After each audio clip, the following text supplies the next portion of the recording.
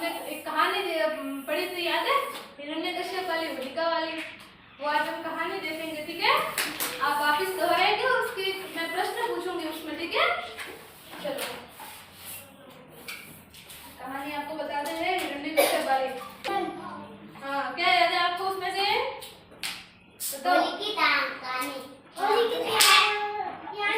उसमें होलिका कौन होती है?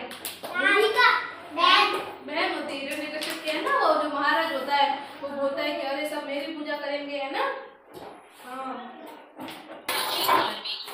अत्याचारी राक्षस हिरण्यकश्यप ने तपस्या करके ब्रह्मा जी से वरदान पा लिया कि संसार का कोई भी जीव जंतु, देवी देवता, राक्षस या मनुष्य उसे न मार सके।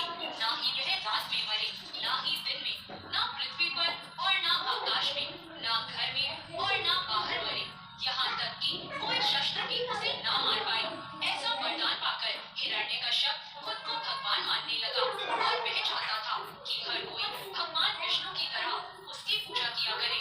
वहीं अपने पिता के आदेश का पालन न करते हुए हिरण्यकश्यप के पुत्र प्रहलाद ने उसकी पूजा करने से इनकार कर दिया और उसकी जगह भगवान विष्णु की पूजा कर। इसमें क्या बताया पता है? इसमें बोला है जो राजा था ना हिरण्यकश्यप, उसने है ना पहले तो बहुत तपस्या की और तपस्या में उसने भगवान से क्या मांगा कि भगवान मुझे है ना कोई मनुष्य, कोई जानवर, कोई भी ना मार पाए, ठीक है? और सुबह शाम कभी भी ना मार पाए, ठीक है? तो उसने है ना, अरे इधर देखो, उसने क्या करा? भगवान ने क्या बोला? कोई बात नहीं, आपको वरदान दे देते हैं, ठीक है? तो उसने क्या बोला?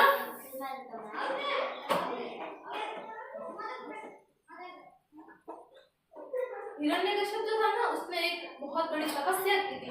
किसके लिए की थी? कि उसको है ना कोई ना तो मार सके, कोई मनुष्य ना ही उसे मार सकता है, कोई देवता भी उसे मार नहीं सकता, या तो सुबह भी नहीं मार सकता, रात में भी नहीं मार सकता। कोई जो जैसे कि पता शस्त्र होता है ना, तो तलवार या कुछ भी, वो भी उसे मार नहीं सकता, है ना? तो भगवान ने तो उसे आशीर्वाद दे दिया और वो क्या चाहता था पता है? कि सब लोग उसकी पूजा करें। विष्णु भगवान थे ना, उसकी सब लोग कैसे पूजा करते हैं विष्णु भगवान की? वो चाहता था कि सब उसकी ऐसे पूजा करें, ठीक है? तो ये देखो, लेकिन भक्त प्रहलाद था ना, प्रहलाद वो बोलता था कि मैं आपकी पूजा नहीं करूंगा। वो तो किसकी पूजा करेगा? विष्णु भगवान की। शुरू कर दिया। प्रहलाद भगवान विष्णु का परम भक्त था और उस पर भगवान विष्णु की असीम कृपा थी। अपने पुत्र प्रहलाद को भगवान विष्णु की आराधना करता देखकर नाराज होने की वजह से हिरण्यकश्यप ने अपने पुत्र प्रहलाद को कई सजाएं दी, जिनसे वह प्रभावित नहीं हुआ। इसके बाद हिरण्यकश्यप और उसकी बहन होलिका ने मिलकर एक योजना बनाई कि वह प्रहलाद के साथ एक जगह पर बैठेगी। होलिका के पास एक ऐसा कपड़ा था जिसे ओढ़ने के बाद उसे आग में किसी भी तरह का नुकसान नहीं पहुंचता था।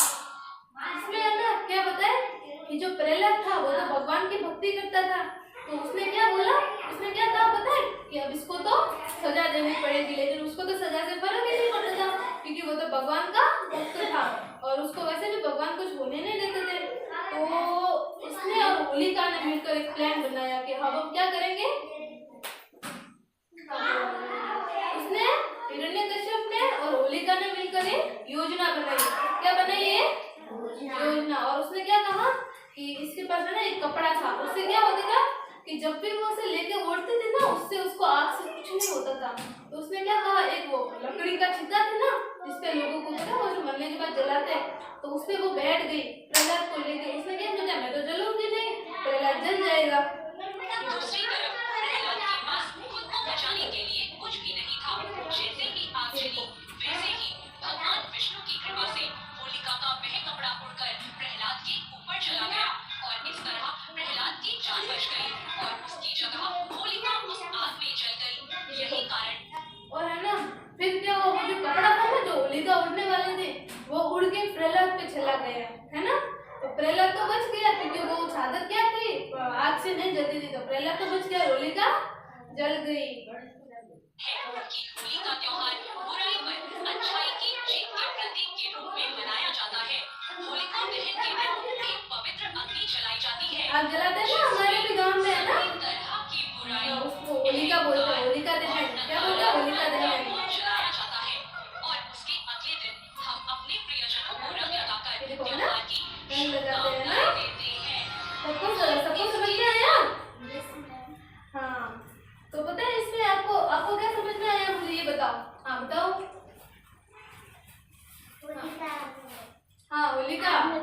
होलिका आग में बैठी थी, किसको लेके बैठी थी? प्रहलाद को, है ना।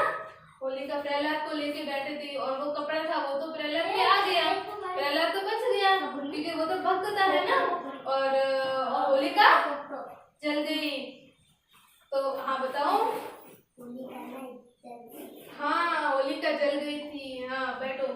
और अब सबको समझ में आई ये कहानी? हाँ हाँ हाँ। अब मैं कुछ सवाल पूछूं आपसे? ठीक है। अब मुझे बताओ कि हिरण्यकश्यप कौन था? हिरण्यकश्यप, हाँ बताओ। महाराज, बहुत अच्छा, शाबाश इसमें। और प्रहलाद कौन था? बताओ। बहुत अच्छा, वेरी गुड। हाँ और अभी मैं तुम बताओ होलिका कौन थी? हाँ बताओ। बहन, किसकी बहन थी? हिरण्यकश्यप की। जो महाराज था ना, जो अपने आप को क्या समझता था? भगवान समझता था, लेकिन वो भगवान तो था नहीं। हाँ अब नीचे बेटा, हाँ बताओ बताओ। होलिका कौन थी? बहन थी हिरण्यकश्यप की, है ना। तो अभी समझ में आया सबको कि होली क्यों मनाते हैं? होली का दहन, होली जल गई, होलिका जल गई थी, है ना।